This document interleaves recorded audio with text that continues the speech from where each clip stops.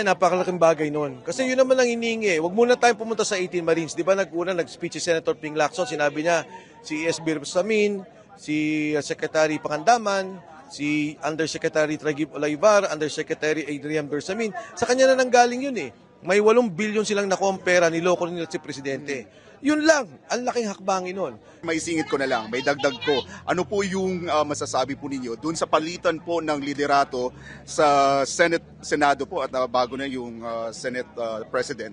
Nakikita niyo po ba na mabibigyan na ng pagkakataon yung sila at yung 18 Marines para makapagsalita at maibunyag kung ano man ang nalalaman nila? Para sa akin, napakalaking bagay noon. Kasi yun naman ang hinihingi. Huwag muna tayong pumunta sa 18 Marines. Di ba nag-speech si Senator Ping Lacson, sinabi niya si S.B. Samin, si Secretary Pangandaman, si Undersecretary Tragib Olayvar, Undersecretary Adrian Bersamin. Sa kanya na nanggaling yun eh.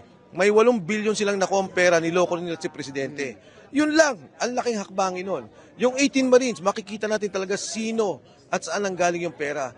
Yun lang, napakalaking bagay nun.